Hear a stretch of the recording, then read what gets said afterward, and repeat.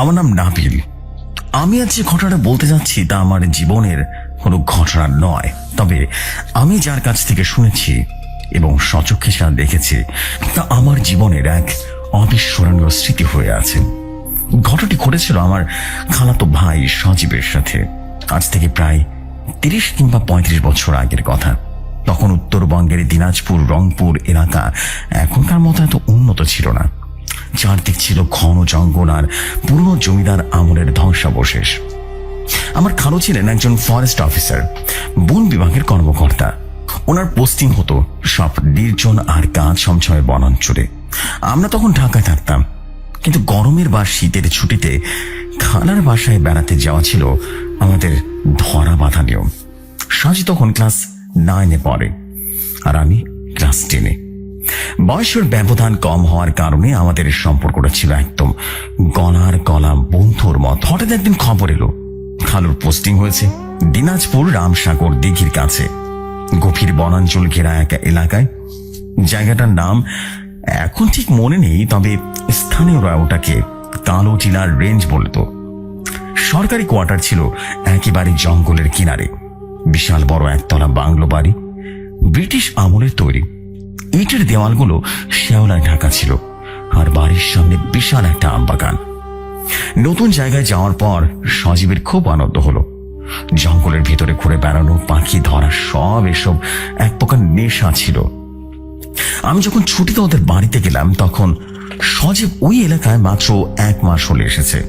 কিন্তু আমি গিয়ে সজীবের মধ্যে এক অদ্ভুত পরিবর্তন লক্ষ্য করলাম।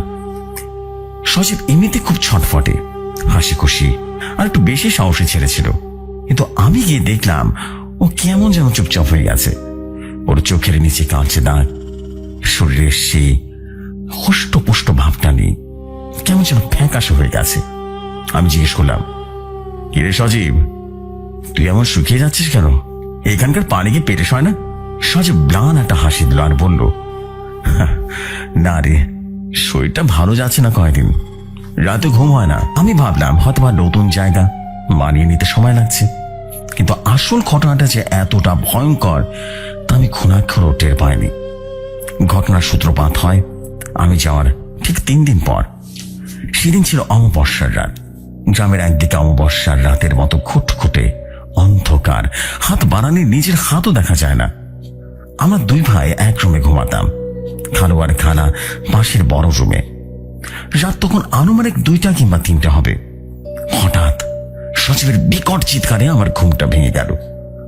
বাঁচাও, আমাকে মেরো না, আমি আর করবো না, ওরে বাবা রে বলে সজীব এমন ভাবে গোঙাতে শুরু করলো মনে হলো কেউ যেন ওর গলাটা টিপে ধরেছে।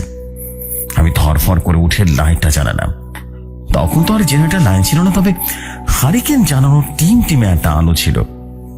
আমি সজীবকে ধাক্কা দিয়ে ডাকলাম, এই সজীব, সজীব কি হয়েছে? খালার খালু দৌড়ে এলেন। সজীব তখন চোখ বন্ধ করে কাঁপছে, ওর শরীরটা ঘামে ভিজে একাকার হয়ে গেছে। খালা ওর মাথায় পানি দিলেন। অনেক টাকার পরে ও চোখ খুলল। ওর চোখ ছিল তীব্র আতঙ্কে ভরা, মনে হচ্ছিল ওর সাক্ষাৎ যমদূত দেখেছে।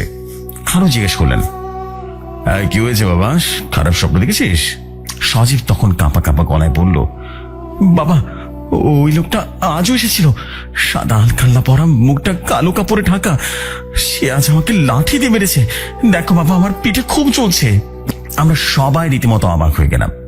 স্বপ্ন তো স্বপ্নই হয়, তাতে শরীরে ব্যথা কেন হবে? কিন্তু সজীব যখন তার গেঞ্জিটা তুলল, আমাদের সবার চোখ কপালে উঠল। সজীবের পিঠের ঠিক মাঝখানে, মেরুদণ্ডের ঠিক উপরে স্পষ্ট লাল হয়ে ফুলে আছে, যেন কেউ কিছুক্ষণ আগে শক্ত বাঁশের কঞ্চি বা লাঠি দিয়ে সজীবকে সজোরে বাড়ি দিয়েছে। দাগটা একদম টাটকা, চামড়া ফেটে হালকা রক্তও জমে আছে। খালা রীতিমতো ভয় কেঁদে ফেললেন। খালু বেশ চিন্তিত হয়ে পড়লেন। তিনি বললেন, এ তো মশার কামড়ের কামড় নয় রে, এ তো পরিষ্কার বাইরের দাগ। পরদিন সকালে সজীবের অবস্থা আরো খারাপ হলো।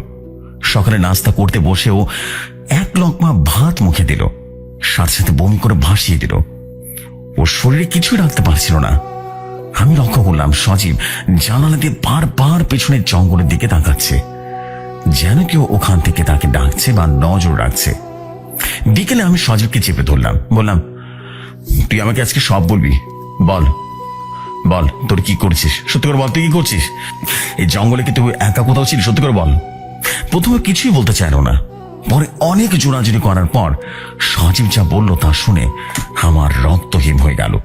সজীব বলল, ভাইয়া, তুই আসার 1 সপ্তাহ আগের কথা। আমি আর আমার স্কুলের নতুন বন্ধু রফিক মিলে বিকেলের ওদিকে উত্তরের টিলাটা গিয়েছিলাম, জানিস? ওটাকে স্থানীয় পীর বাবার টিলা বলে ডাকে। ওখানে অনেক পুরনো কবর আছে, পাথরের তৈরি। রফিক বলেছিল ওখানে নাকি জিন থাকে, কেউ ওদিকে যায় না, কিন্তু আমি বিশ্বাস করিনি। আমি রুদ্ধশ্বাসে জিজ্ঞেস করলাম, তারপর তুই কি করলি? সজীব মাথা নিচু করে বলল, আমি আমি আসলে বাজি ধরেছিলাম রফিকের সাথে। আমি ওই কবরের উপরে উঠে দাঁড়িয়েছিলাম, আর সেখানে একটা মাটির প্রদীপ জ্বালানো ছিল। ওটা আমি লাথি দিয়ে ভেঙে ফেলেছিলাম। রফিক আমাকে বারণ করেছিল, কিন্তু আমি না তা শুনিনি, জানিস? আমি বলেছিলাম, ধুর, এসব কুসংস্কার, মরা মানুষ আবার জিন্দা হয় কিভাবে? তারপর আমি কবরের গায়ে থুতু ছিটে চলে এসেছিলাম। আমি সজীবের কথা শুনে থমকে গেলাম। এটা তো কোনো দুষ্টমি নয়, এটা চরম দৃষ্টতা। অজানা জায়গায় একটা পবিত্র স্থানে গিয়ে এমন কাজ কেউ করে? সজীব বলতে লাগলো, সেদিন রাতে আমি প্রথম স্বপ্নটা দেখি। একটা বিশাল লম্বা মানুষ, যার পা মাটিতে নেই, শূন্যে ভাসছে। সে আমার সামনে এসে বলল, তুই আমার ইবাদতে ব্যাঘাত ঘটিয়েছিস, তুই আমার আস্তানা অপবিত্র করেছিস, তোকে আমি ছাড়বো না। প্রথম দিন সে আমাকে চড় মেরেছিল। সকালে উঠে দেখি আমার কান ফুলে গেছে। তারপর থেকে প্রতি রাতে সে আসে, আমাকে বলে, তোকে আমি সাথে করে নিয়ে যাব, তুই আর বাঁচবি না। ভাইয়া, আমি মরে যাব, তাই না? সজীবের কান্না দেখে আমার বুকটা ফেটে যাচ্ছিল। খালুকে এই ঘটনাটা জানানো হলো। খালু আধুনিক মানুষ হলেও ফরেস্টের চাকরিতে অনেক অদ্ভুত জিনিস দেখেছেন, তাই তিনি আর দেরি করলেন না। তিনি বুঝলেন এইটা ডাক্তারি চিকিৎসায় ভালো হবার কথা নয়। দিনাজপুর সদরের নাম করা এক ডাক্তার দেখানো হলো। তিনি ঘুমের ওষুধ আর ভিটামিন দিলেন, কিন্তু কোনো কাজ হলো না। সজীব দিন দিন শুকিয়ে কঙ্কালসার হতে লাগলো। ওর চোখের নিচে কালি জমে গেল। অবশেষে খালু সিদ্ধান্ত নিলেন গ্রামের এক প্রবীণ হুজুরের কাছে যাবেন। স্থানীয় ফরেস্ট গার্ডরা বলল, পাশের গ্রামে এক কামেল বুজুর্গ ব্যক্তি আছেন, যিনি সব জিনপুরীর ঝামেলা মেটাতে পারেন। তার নাম মাওলানা সুলাইমান। শুক্রবার আসরের নামাজের পর আমরা সজীবকে নিয়ে ওই হুজুরের বাড়িতে গেলাম। হুজুর সজীবকে দেখে গম্ভীর হয়ে গেলেন। তিনি সজীবের চোখের দিকে তাকিয়ে বললেন, বাবা, তুমি তো অনেক বড় ভুল করে ফেলেছ। যার সাথে বায়াদেবী করেছে এটা সাধারণ কোনো জিন নয়, সেই বনের রক্ষক, অনেক শক্তিশালী খবিশ জিন। তাকে রাগানো মানে নিজের মৃত্যুকে ডেকে আনা। খালা হুজুরের পায়ে পড়ে কাঁদতে লাগলেন, হুজুর, আমার ছেলেটা তো অবুঝ ভুল করে ফেলেছে, আপনি ওকে বাঁচান। হুজুর কিছুক্ষণ চোখ বন্ধ করে বিড়বিড় করে কিছু একটা পড়লেন, তারপর বললেন, কাজটা খুব কঠিন হবে, ওই জিন খুব রাগী। তো একটা উপায় আছে, আজ রাতে ওকে আমার কাছে এখানে নিয়ে আসতে হবে। আমি হাজিরা জিনকে শরীরে এনে একেবারে ওর সাথে কথা বলবো, দেখি সে কি চায়। রাত তখন 10টা। হুজুরের ঘরের পরিবেশ থমথমে, চারদিকে লোবান আর আগরবাতি গন্ধে রীতিমতো ধোঁয়াচ্ছন্ন। সজীবকে মাঝখানে বসানো হলো। আমরা সবাই গোল হয়ে বসলাম। হুজুর সজীবের কপালে হাত রেখে জোরে জোরে মন্ত্র বা আয়াত পড়তে শুরু করলেন। হঠাৎ করে সজীবের শরীরটা রীতিমতো বেঁকে যেতে শুরু করলো। ওর মুখ দিয়ে রীতিমতো অদ্ভুত কোঙানি বের হতে শুরু করলো, মুখ দিয়ে ফেনা বেরিয়ে আসলো, এবং কিছুক্ষণ পর সজীব শান্ত হয়ে বসলো। কিন্তু যখন সে মাথা তুলল, তখন তার চোখের চাহনি সজীবের মতো ছিল না। চোখ দুটো টকটকে লাল আর মুখে একটা হিংস্র হাসি। হুজুর গম্ভীর গলায় জিজ্ঞেস করলেন, কে তুই? নাম বল তোর। সজীবের কচি গলার বদলে একটা ভরাট গমগমে পুরুষালী কণ্ঠে উত্তর এলো, আমি এই জঙ্গলের বাদশাহ, আমার নাম ইখতিয়ার উদ্দিন। এই ছোকরা আমাকে অসম্মান করেছে, আমি ওকে শেষ করে দেব। বুঝে বললেন, ও বাচ্চা ছেলে, না বুঝে ভুল করে ফেলেছে, আল্লাহর ওয়াস্তে ওকে মাফ করে দে। জিনটা রীতিমতো বিকট শব্দে হেসে উঠল আর বলল, বাফ, ও আমার পবিত্র চেরাগ ভেঙেছে, আমার জয় নামাজে থুতু দিয়েছে, এর শাস্তি একটাই, মৃত্যু। আমি গত 7 দিন ধরে ওর রক্ত চুষে খাচ্ছি, আর 3 দিন পর শেষ হয়ে যাবে। খালা খালু রীতিমতো ভয় কান্নায় অস্থির হয়ে ওঠেন। হুজুর তখন গলার স্বর উঁচিয়ে বলেন, তুই যদি একে না ছাড়িস তা আমি তোকে কিন্তু বন্দি করব, আগুনের বেরি পড়াবো তোকে। জিনটা রীতিমতো রাগে ফসতে লাগলো আর বলল, ক্ষমতা থাকতে কর, তবে মনে রাখবি একে মারার আগে আমি ছাড়বো না। হুজুর বুঝতে পারলেন জোর করে একে বানানো যাবে না। তিনি রণস্বরে বললেন, শোন ইখতিয়ার, তুই তো ইমানদার জিন মনে হচ্ছে, তুই নামাজ পড়িস, ক্ষমা করা মহৎ গুণ। এই ছেলের মায়ের দিকে তাকা, তুই কি চাস বল, কে দিলে তুই একে ছেড়ে যাবি? জিনটা কিছুক্ষণ চুপ করে রইল। সজীবের শরীরটা তখনও কাঁপছে। তারপর জিনটা বলল, ঠিক আছে, আমি একে ছাড়তে পারি, তবে আমার 2টো কঠিন শর্ত আছে। আমার প্রথম শর্ত, এই ছেলেটি আমার আস্তানায় যে অপকর্ম করেছে তা কাফারা দিতে হবে। ওকে আগামী অমাবস্যার রাতে, অর্থাৎ আজ থেকে 3 দিন পর একাই ওই টিলায় যেতে হবে যে কবরের উপরে থিউথু ছিটিয়েছিল। নিজের পরনের কাপড় দিয়ে সেই কবর পরিষ্কার করতে হবে এবং সেখানে নিজ হাতের সুগন্ধি আগরবাতি এবং নতুন মাটির প্রদীপ জ্বালিয়ে আসতে হবে। মনে রাখবি, ওই সময় ভয় পেয়ে যদি কিছু হটে তবে রক্ষা নেই। খালা রীতিমতো আঁতকে উঠতেন। এত রাতে ওই জঙ্গলের টিয়ায় বাচ্চা ছেলে একা যাবে কিভাবে? যদি বাঘ ভাল্লুক বা অন্য কোনো ক্ষতি করে? জিনটি ধমক দিয়ে বলল, চুপ! আমার এলাকায় আমার অনুমতি ছাড়া একটা পাতাও নড়ে না। ও যদি আমার শর্ত ভাঙতে চায় তবে বনের কোনো পশু ওর কোনো ক্ষতি করবে না, কিন্তু শর্ত ভঙ্গ করলে আমি ওকে ছাড়বো না। হুজুর দ্রুত ইশারা করলেন চুপ থাকার জন্য। তিনি বললেন, আর দ্বিতীয় শর্ত? জিনটি বলল, দ্বিতীয় শর্ত হলো আবার মায়ের নামে একটা কালো খাসি করে বানিয়ে দিতে হবে, তবে সেই গোস্ত আপনারা কেউ খেতে পারবেন না। ওই টিলার নিচে যে বিশাল প্রাচীন বট গাছটা আছে, জমাই করা খাসির কাঁচা গোস্ত একটা মাটির হাঁড়িতে সেই গাছটার নিচে রেখে আসতে হবে। এটা আমার অধীনস্থ অন্যান্য অতৃপ্ত আত্মাদের জন্য। এই 2 কাজ যদি ঠিকঠাক হয় তাহলে আমি কথা দিচ্ছি আমি এই ছেলের শরীর থেকে চিরতরে বিদায় নেব। হুজুর বললেন, আমরা রাজি আছি। আল্লাহ চাইলে এই শর্তগুলো আমরা পালন করা হবে। তুমি এখন এই মাসুম বাচ্চার শরীর ছেড়ে চলে যাও। জিনটি একটা বিকট হাসি দিল আর বলল, আমি যাচ্ছি, কিন্তু বলে রাখিস 3 দিন পর অমাবস্যা, ভুল হলে লাশ পাবি। কথাটা বলার সাথে সাথে সজীবের শরীরটা তীব্র একটা ঝাঁকুনি দিল এবং সে জ্ঞান হারিয়ে ধপাস করে মাটিতে পড়ে গেল। হুজুর দ্রুত চোখ মুখে পানি ছিটিয়ে তাকে জাগালেন। সজীব ফ্যাল ফ্যাল করে তাকিয়ে রইল, যেন কিছুই মনে নেই তার। পরবর্তী 3 দিন আমাদের পরিবারের উপরে যে কি ঝড় বয়ে গেছে তা বলে বোঝানো যাবে না। খালু এর মধ্যে বাজার থেকে একটা হষ্টপুষ্ট কালো খাসি কিনে আনলেন। নতুন মাটির প্রদীপ, খাঁটি সরিষার তেল, আগরবাতি সবকিছু জোগাড় করা হলো। সবচেয়ে কঠিন কাজ হলো সজীবকে মানসিকভাবে প্রস্তুত করা। ও এমনিতে ভয় সিটিয়েছিল, কিন্তু হুজুর বলেছিলেন, ভয় পেও না বাবা, তোমার সাথে আমাদের স্বভাবে আমার দোয়া থাকবে, তুমি শুধু আল্লাহকে রাখবে। অবশেষে সে ভয়ঙ্কর অমাবস্যার রাত চড়িয়ে এলো। চারপাশ ঘুটঘুটে অন্ধকার।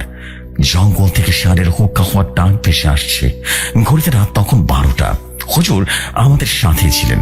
তিনি বললেন, টিলার নিচ পর্যন্ত আমরা সবাই যাব, কিন্তু টিলার উপরে কবরের কাছে সজীবকে একাই উঠতে হবে। আমরা টিলার নিচে পৌঁছালাম। জায়গাটা দিনের বেলাতেও গা ছমছমে, আর রাতে তো সাক্ষাৎ মৃত্যুপুরী। বাতাসের শোষো শব্দ যেন মনে হচ্ছিল কেউ ফিসফিস করে কথা বলছে। হুজুর সজীবের হাতে প্রদীপ আর আগরবাতি তুলে দিলেন। বললেন, যাও বাবা, বিসমিল্লাহ বলে উঠে যাও, পেছনে তাকাবে না। সজীব কাঁপা কাঁপা পায়ে টিলার উপরে উঠতে শুরু করলো। আমরা নিচে দাঁড়িয়ে রুদ্ধশ্বাসে অপেক্ষা করতে লাগলাম। আমার বুকের ভেতরে থপ থপ থপ থপ করছিল। মনে হচ্ছিল এই বুঝে কোনো অশরীরী ছায়া সজীবকে ঝাঁপটে ধরবে। প্রায় 15 থেকে 20 মিনিট পর সজীব নিচে নেমে এলো। ওর সারা শরীর ঘামে ভেজা, কিন্তু চোখে মুখে এক অদ্ভুত প্রশান্তি। ও বলল, ভাইয়া, আমি কবরটা পরিষ্কার করেছি। যখন প্রদীপটা জ্বালালাম না, মনে হলো বাতাসের মধ্যে কে যেন বলল, তোর বাপ কবুল করা হলো। যা, চলে যা। আমি আর পেছনে তাকাইনি। এরপর হলো দ্বিতীয় শর্ত পালনের পালা। কালো আর আমি মিলে সেই কালো খাসিটি টিলার নিচে বট গাছের গোড়ায় জবাই করলাম। হুজুরের নির্দেশ মতো সেই কাঁচা মাংস এবং রক্ত একটা বড় মাটির হাঁড়িতে ভরে গাছের গঠরে রেখে আসলাম। অদ্ভুত ব্যাপার হলো, মাংস রাখার সাথে সাথে জঙ্গলের ভেতর থেকে এক ঝাঁক পাখি এবং বাঁদর ডানা ঝাপটানোর শব্দ উড়ে গেল, অথচ গাছে কোনো পাখি ছিল না। সব কাজ শেষ করে আমরা যখন বাসায় ফিরলাম, রাত তখন 3টা। হুজুর বললেন, আলহামদুলিল্লাহ, বিপদ কেটে গেছে, সজীব এখন একদম মুক্ত। পরদিন সকালে এক অলৌকিক দৃশ্য দেখলাম আমরা। গত 1 মাস ধরে সজীবের পিঠে যে দগদগে লাঠির বাড়ির দাগটা ছিল, সেটা জাদুর মতো মিলিয়ে গেছে। নেই কোনো ব্যথা, নেই কোনো জ্বালা পড়া। সজীব সকালে ঘুম থেকে উঠে পেট ভরে নাস্তা করলো, অথচ এতদিন এক লোক খাবারও পেটে রাখতে পারত না। ওর মুখে সে ফ্যাকাশে ভাবটাও কেটে গিয়ে আবার উজ্জ্বলতা ফিরে এলো। ডাক্তাররা যা করতে পারেনি, বিশ্বাস আর সঠিক তদবিরে তা সম্ভব হলো। তবে সেই ঘটনার পর খালোয়ার ওই সরকারি কোয়ার্টারে থাকার সাহস পাননি। তিনি বদলির আবেদন করে 3 মাসের মধ্যে আমাদের সেই দিনাজপুর শহরতলিতে চলে আসেন। আজ এত বছর পরেও সজীবের সাথে দেখা হয়। সেই রাতের কথা উঠলে ও বারবার শিউরে ওঠে। ও আমাকে বলে, ভাইয়া, মানুষ বলে ভূত জিন নেই, কিন্তু আমি জানি আমরা না দেখলে ওরা ঠিকই আছে। ওদের সীমানায় বা ওদের সামনে আঘাত করলে ওরা ছাড় দেয় না। এটা ছিল আমার নানুর মামাতো বোনের গল্প। যদি ভালো লাগে জেফরি ভাই, পড়ে শোনাবেন। আমি নাবিল বলছিলাম। আশা করি ঘটনাটি সবার পছন্দ হবে। Wow, what a beautiful story. Thank you very much আমাদের নাবিল ভাই ফর ইউর বিউটিফুল স্টোরি। স্টোরিটা বেশ ক্রিপি টাইপের একটা ভাইব ছিল। আসলে এটা সত্যি যে কখনো নিষিদ্ধ জায়গা, যেগুলো মানুষ বলে থাকে যে এই জায়গায় যেও না, এখানে সমস্যা হতে পারে, সেই জায়গাগুলো অবশ্যই পরিহার করা উচিত, এবং অবশ্যই মৃত কোনো ব্যক্তি বা কবরস্থান, এইগুলো জায়গা নিয়ে কখনো ঠাট্টা মশকরা করা উচিত নয়। অসম্ভব সুন্দর এই ঘটনার জন্য আপনাকে অনেক ধন্যবাদ। আমি যেভাবে ঘটনাটি পেয়েছি সেভাবেই আপনাদের সামনে তুলে ধরছি। আশা করি আপনাদের বেশ ভালো লাগবে। ঘটনাটি কালো জাদু কেন্দ্রিক একটা স্টোরি, এবং আমি এক্স্যাক্টলি যেভাবে পেয়েছি সেভাবেই পড়ছি। তিনি প্রথমেই কোনো রকম কিছুই দেখেননি, সরাসরি ঘটনায় চলে গেছেন। লিখেছেন, আমার নাম তিশা, কুমিল্লার মেয়ে আমি।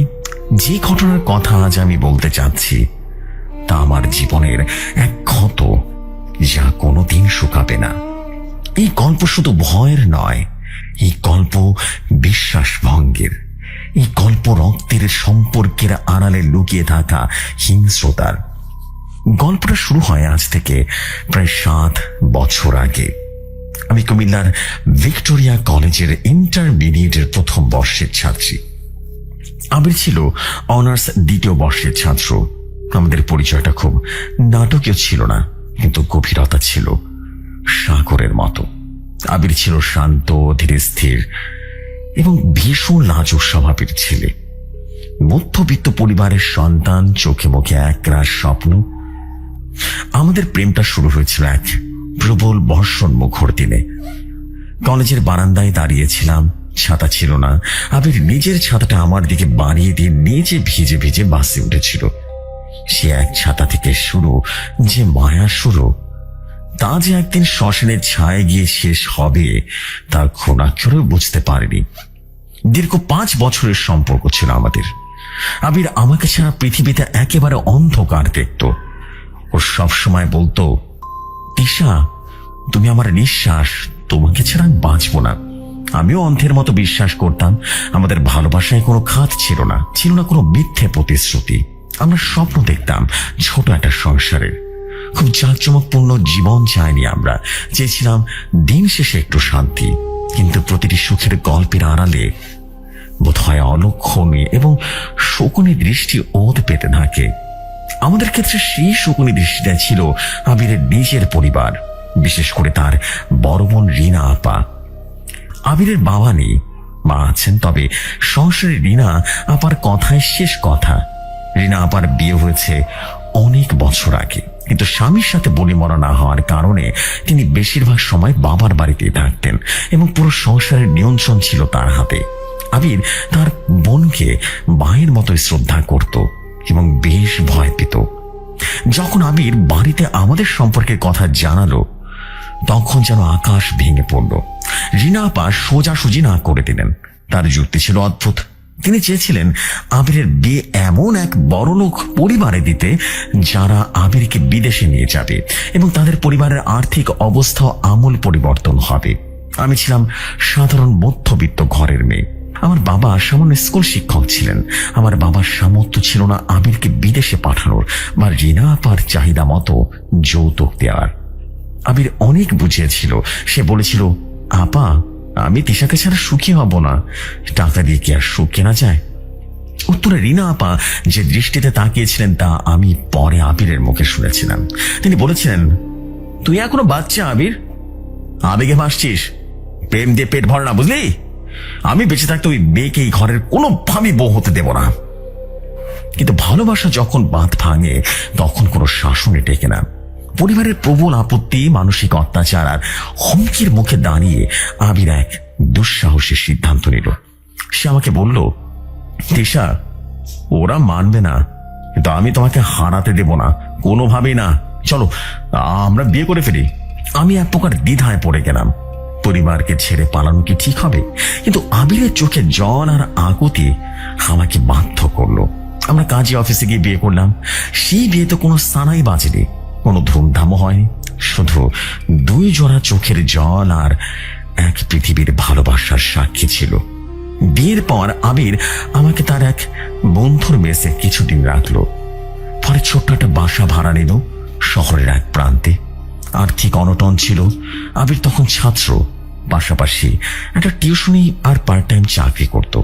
আমি নিজেও টিউশনি শুরু করলাম। আমাদের দিনগুলো খুব কষ্টে কাটতো, কিন্তু রাতে যখন আবির বাসায় ফিরত তখন সব ক্লান্তি দূর হয়ে যেত। আমরা ডাল ভাত খেতাম, কিন্তু সেই খাবারে বেশ তৃপ্তি ছিল। আবির আমাকে নিজের হাতে খাইয়ে দিত। লোডশেডিং এ রাতের মোমবাতি জ্বালিয়ে আমরা ঘন্টার পর ঘন্টা গল্প করতাম। আবির বলতো, দেখো তিশা, একদিন সব ঠিক হয়ে যাবে, মা ঠিকই মেনে নেবেন। বিয়ে ঠিক 1.5 বছর এভাবে কেটে গেল। এর মধ্যে আবিরের মা গোপনে 2-1 বার ফোন করেছিলেন। তিনি কাঁদতেন, ছেলের জন্য তার বোন কেমন যেন করত, কিন্তু রিনা আপার ভয়ে তিনি প্রকাশ্যে আমাদের মেনে নিতে পারতেন না। হঠাৎ একদিন সেই অঘটনটা ঘটার সূচনা হলো। আবিরের ফোনে রিনার আপার কল এলো। আমি পাশেই ছিলাম। আবির ভয় ভয় ফোনটা ধরলো। ও পাশ থেকে রিনা আপার গলা ভেসে এলো, কিন্তু সেই স্বরে কোনো বাদ ছিল না, ছিল অদ্ভুত এক নমনীয়তা। তিনি বললেন, আবির আর কতদিন এভাবে বাইরে থাকবি বলতো? মায়ের শরীরটা খুব খারাপ করছে রে। মা তোকে আর তিশাকে দেখতে চায়, যাওয়ার হয়ে গেছে, আমরা মেনে নিয়েছি, তোরা ফিরে আয়। আবির বিশ্বাসই করতে পারছিল না। সে রীতিমতো আনন্দে কেঁদে ফেললো। আমাকে জড়িয়ে ধরে বলল, তিশা দেখেছ, আমি বলেছিলাম না রক্ত আর মাংস কি আলাদা থাকতে পারে? আপা মেনে নিয়েছে। আমার মনের ভেতরটা কেমন যেন খটকা লাগলো। ও ডাকতে শুরু হলো। এতদিনের রাগ, এতদিনের ঘৃণা হঠাৎ একদিন কিভাবে ভালোবাসায় পরিণত হলো। কিন্তু আবিরের খুশির দিকে তাকিয়ে আমি আমার সন্দেহের কথা তাকে বলতে পারলাম। আমরা সিদ্ধান্ত নিলাম শুক্রবার আমরা বাড়ি যাব। শুক্রবার সকালে আমরা আবিরদের গ্রামে বাড়িতে পৌঁছালাম। মা আমাদের দেখে জড়িয়ে ধরে কাঁদলেন, কিন্তু রিনা আবার আচরণ ছিল সম্পূর্ণ অন্যরকম। তিনি খুব হাসি খুশি মেজাজে আমাদেরকে বরণ করলেন। আমার জন্য নতুন শাড়ি, আবিরের জন্য পাঞ্জাবি কিনে রেখেছিলেন। আমাকে বললেন, তিশা শোনো, যা হবার হয়ে গেছে, এখন ভুলে যা, তুই এখন এই বাড়ির বউ, আমার ছোট ভাইয়ের বউ, মানে আমারই তো ছোট বোন। তার কথায় এমন মতো ছিল যে আমি মুহূর্তের জন্য আমার সব সন্দেহ ভুলে গেলাম। ভাবলাম হয়তো মানুষ বদলায়, হয়তো ভাইয়ের প্রতি ভালোবাসা তার জেদকে হার মানিয়েছে। দুপুরবেলা এলাহি আয়োজন। জিনা আপা নিজের হাতে রান্না করছেন। তিনি বারবার আমার আর আবিরের পাতে খাবার তুলে দিচ্ছিলেন। খাওয়া দাওয়া শেষে বিকেলে তিনি আমাকে বললেন, তিশা তুই ঘরে গিয়ে বিশ্রাম নে, আমি আবিরের জন্য স্পেশাল ক্ষীর রান্না করেছি, ওটা তো ওকে খাইয়ে আসি। আমি আর দেরি করলাম না, ঘরে চলে এলাম।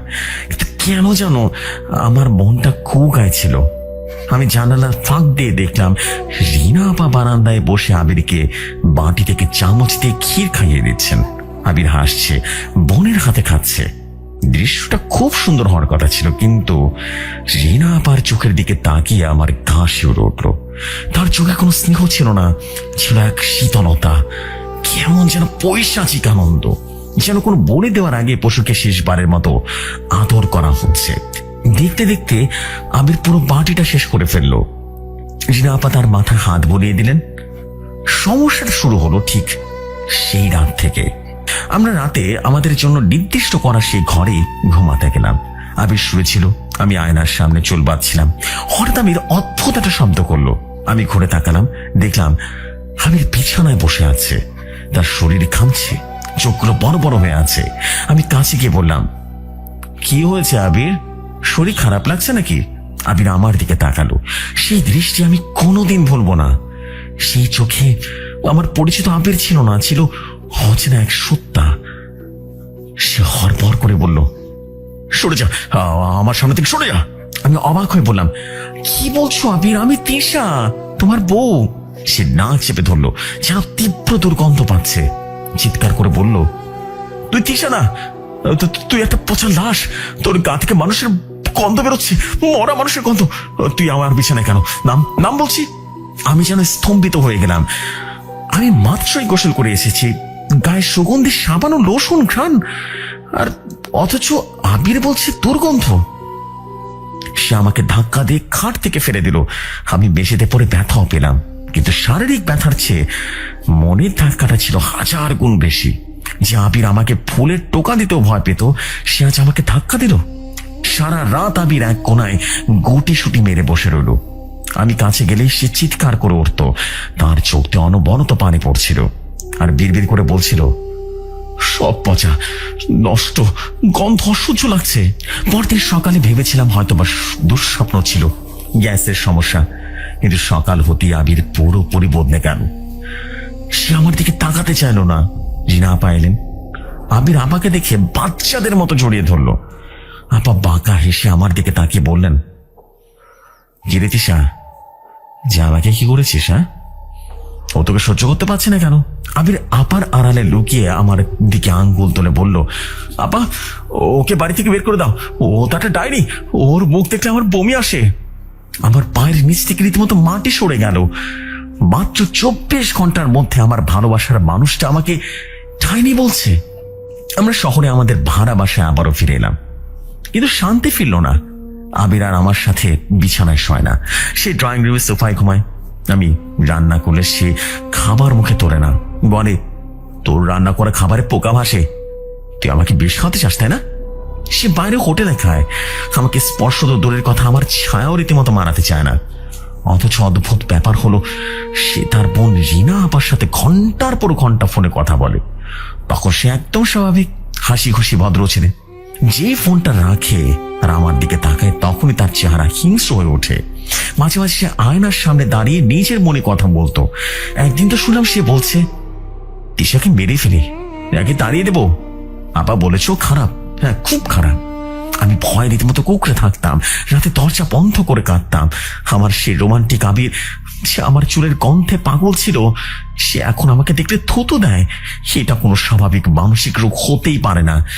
আমি তাকে সাইকিয়াট্রিস্টের কাছে নিয়ে যেতে চাইলাম, সে আমাকে মারতে এলো। দিন দিন আবিরের শরীর ভেঙে যাচ্ছিল, চোখে নিচে কালি, গায়ের রং তামাটে হয়ে যাচ্ছিল, সে শুকিয়ে কাঠ হয়ে যাচ্ছিল। মনে হতো তার শরীরের ভেতরে কেউ যেন রক্ত চষে খাচ্ছে। আমার মা আমার অবস্থা দেখে একদিন আমাদের বাসায় এলেন। আবিরের আচরণ দেখে তিনি শিউরে উঠলেন। আবির আমার মাকে দেখেও কোন রকম সম্মান দেখানো না, উল্টো অপমান করে কথা বলল।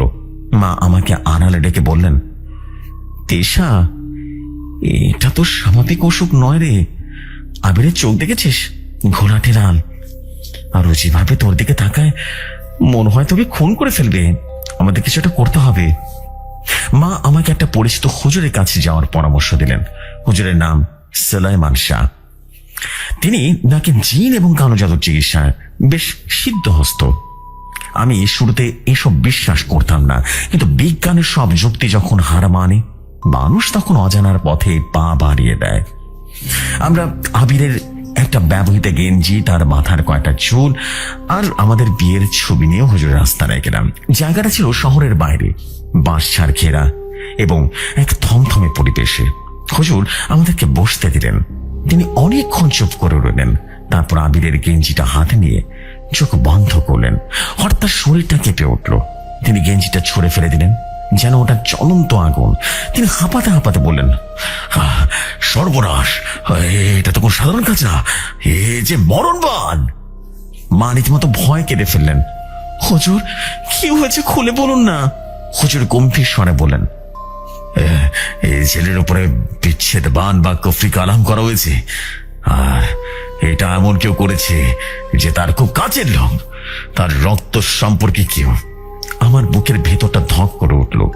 জিনা আবার সেই ক্ষীর খাওয়ানো দৃশ্যটা চোখের সামনে ভেসে উঠল। হুজুর বলতে লাগলেন, ছেলেটিকে মিষ্টি জাতীয় কোনো খাবারের সাথে জঘন্য কিছু খাওয়ানো হয়েছে, শ্মশানে চিতার ছায় প্যাঁচার হাড়ের গুঁড়ো। আর এতটুকু বলেই হুজুর থামলেন, একটু ইতস্তত করে বললেন, আর নারীদের ঋতুস্রাবের নাপাক রক্ত মিশিয়ে বঞ্চ পরে খাওয়ানো হয়েছে। কথাগুলো শুনে আমার বমি উঠে আসার উপক্রম হলো। একজন বোন তার ভাইকে এগুলো খাওয়াতে পারে? সম্পত্তির লোভ বা জেদের বসে মানুষ এত নিচে নামতে পারে? হুজুর আরো বললেন, এই জাদুর উদ্দেশ্য দুটি। এক, তোমাকে দেখলেই তার যেন ঘৃণা জন্মে যায়, তোমাকে পচা গোলা লাশের মতো মনে হবে। দুই, সে তার পরিবারের যে জাদুটা করেছে পুরোপুরি তার বসে চলে যাবে। তারা যা বলবে সে তাই করবে, পুতুলের মতো হয়ে যাবে একেবারে। আমি হুজুরের পায়ে পড়ে গেলাম আর বললাম, বাবা, এর কি কোনো সমাধান নেই? আমার স্বামীকে আর ভালো হবে না? হুজুর একটা দীর্ঘশ্বাস ফেললেন। তার চোখে মুখে রীতিমতো চিন্তার ভাঁজ। বারে, কুফরি অনেক প্রকার হয়, এটা হলো রক্তবন্ধন কুফরি। এটা শরীরে রক্তের সাথে মিশে গেছে, এখন এটা বের করা মানে তার জান বের করা। তবু হুজুর আমাদের একটা আশা দিলেন। তিনি বললেন, আমি চেষ্টা করে দেখতে পারি, তবে রিস্ক আছে। কাটান করতে গেলে জাদুর প্রভাব উল্টো ছেলের উপর পড়তে পারে, সে পাগল হয়ে যেতে পারে, এমনকি রক্ত ভূমিকার বাড়াও যেতে পারে। আমি যেন দোটানায় পড়ে গেলাম। একদিকে স্বামীকে ফিরে পাওয়ার আকাঙ্ক্ষা, অন্যদিকে তাকে হারানোর ভয়। শেষমেশ সিদ্ধান্ত নিলাম, এভাবে ধীরে ধীরে মরাচ্ছে শেষ চেষ্টাটা করে দেখা ভালো। হুজুর কিছু পরা পানি, তেল আর একটা তাবিজ দিলেন আর বললেন, শোনো, পানি কোনোভাবে তাকে খাওয়াতে হবে, আর তেলটা ঘুমের মধ্যে তার নাভিতে দিতে হবে। বাসায় ফিরে আমি যুদ্ধের প্রস্তুতি নিলাম। আবির তখন গভীর ঘুমে। আমি খুব সাবধানে ভয় ভয় তার নাভিতে তেলটা লাগিয়ে দিলাম, আর পানিতে বোতল ফ্রিজের সাধারণ পানি সাথে রীতিমতো মিশিয়ে রাখলাম। পরদিন সকালে আবির পানি খাওয়ার পর অদ্ভুত একটা ঘটনা ঘটালো। সে হঠাৎ করে বেঁচেতে পড়ে রীতিমতো কড়াকড়ি করা শুরু করলো। তার মুখ দিয়ে ক্যাজলা বের হতে শুরু করলো। সে অমানসিক স্বরে চিৎকার করতে লাগলো। সেই স্বর আবিরে ছিল না, মোটা ভারী এক কণ্ঠস্বর তার গলা দিয়ে বের হচ্ছিল। মুক্তি দিবি না, ওকে আমি ছাড়বো না। আবার জিরা আমাকে ওর কাছ থেকে সঁপে দিয়েছে, আমি ওকে নিয়ে যাব। আমি ভয় রীতিমতো জ্ঞান হারাবার দশা। প্রতিবেশীরা ছুটে এলো। আবির তখনও ছটফট করছে আর নিজের মাথা দেয়ালে ঠুকছে। তার কপাল ফেটে রক্ত বের হচ্ছে। আমি বুঝলাম, হুজুর ঠিকই বলেছেন, এই জাদু কাটানো সাধারণ মানুষের কর্ম নয়। আমি যদি জোর করি আবির মারাও যেতে পারি। সেই ঘটনার পর আবিরকে হাসপাতালে নেওয়া হলো। ডাক্তাররা সিসিটিভি দিয়ে রীতিমতো ঘুম পাড়িয়ে রাখলেন। ডাক্তাররা বললেন তার মেন্টাল ব্রেকডাউন হয়েছে, সিজোফ্রেনিক অ্যাটাক হয়েছে। কিন্তু আমি জানি এইটা কোনো সিজোফ্রেনিয়া নয়। হাসপাতালে রিনা আপা এলেন। তিনি আমাকে দেখে তেড়ে বললেন, তুই আমার ভাইকে কি করেছিস? কি ওষুধ খাইছিস? আমি তার চোখের দিকে তাকিয়ে বললাম, আমি কিছুই করিনি। আপনি যা খাইয়েছিলেন সে ক্ষীরের সাথে আজ সে নিজের রূপ দেখাচ্ছে। রিনা আপার মুখটা মুহূর্তের জন্য ফ্যাকাশে হয়ে গেল, কিন্তু তিনি দমে গেলেন না। তিনি চিৎকার করে সবাইকে জড়ো করলেন, এই মেয়ে একটা ডাইনি, এই মেয়ে আমার ভাইকে পাগল করে দিয়েছে, একে বের করে দাও। আবির জ্ঞান ফেরার পর আমাকে দেখে চিৎকার করে উঠলো। সে ডাক্তারকে বলল আমাকে বের করে দিতে, সে আমাকে খুন করতে চাইলো। আমি বুঝলাম আমার আবির আর আমার নেই। তার শরীরের ভেতরে এমন এক শয়তানি শক্তি বাসা বেঁধেছে যা তার বোন ঢুকিয়ে দিয়েছে।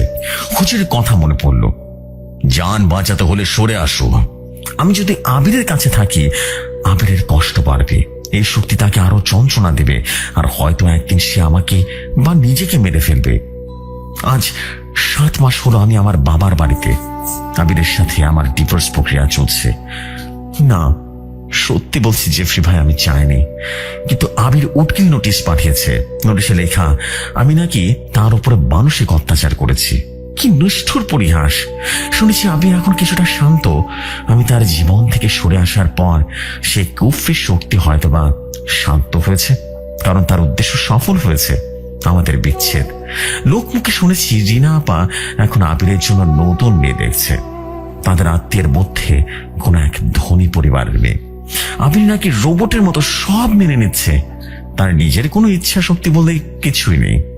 মাঝে মাঝে রাতে আমার খুব ইচ্ছে করে আবিরকে একটা ফোন করি, কিন্তু করি না। জানেন, হুজুর বলেছিলেন আমার কণ্ঠস্বর শুনলেও তার ক্ষতি হতে পারে। সত্যি বলছি, তাকে সুস্থ রাখার মাত্র উপায় হলো তার জীবন থেকে আমার অস্তিত্ব পুরোপুরি মুছে ফেলা। ভালোবাসা মানে তো শুধু কাছে পাওয়া নয়, মাঝে মাঝে ভালোবাসা মানুষের মঙ্গলের জন্য তাকে ছেড়ে দেওয়াই হলো সবচেয়ে বড় ভালোবাসা। আমি আবিরকে হারাম রিলেশন থেকে বিয়ে করে হালাল করতে চেয়েছিলাম ঠিকই, কিন্তু আমাদের মাঝে সমাজ আর মানুষের কুটিলতা আমাদের সেই সুযোগটা দিল না। আল্লাহর কাছে আমার একটাই ফরিয়াদ, যারা কালো জাদু করে মানুষের সুখের সংসার ভেঙে ফেলে, মানুষের জীবন নিয়ে ছিনিমিনি খেলে, তাদের বিচার যেন আমি এই দুনিয়াতে দেখে যেতে পারি। আজ অমাবস্যা, জানালার বাইরে ঘুটঘুটে অন্ধকার, কুকু পাখি ডেকে চলেছে। আমার মনে হয় আবিরের মনের ভেতরটাও এখন এমনই অন্ধকার। সে হয়তো আমাকে মনেও করতে পারবে না, বা মনে করলেও ঘৃণা নিয়ে মনে করবে। কিন্তু আমি জানি একদিন কোন এক শেষ বিচারের দিনে এই কালো জাদুর ধোঁয়াটা কেটে যাবে। সেদিন আবির জানবে আমি তাকে কতটা ভালোবাসতাম। ততদিন পর্যন্ত আমি অপেক্ষা করব, ইহকালে না হোক পরকালে আমাদের মিলন তো হবে, যেখানে কোনো রিনা আপা বা কোনো গফরি কালাম আমাদের কানাডা করতে পারবে না। এটাই ছিল আমার জীবনের ইতিহাস। সত্যি বলছি, এটা কোনো বানানো গল্প নয়, একদম রিয়েল স্টোরি। আমার সাথে ঘটে যাওয়া ঘটনায় শেয়ার করলাম। আপনার যদি পছন্দ হয় আপনি কোনো এক এপিসোডে শেয়ার করে দিন। আমি তিশা খান বলছিলাম। আসসালামু আলাইকুম।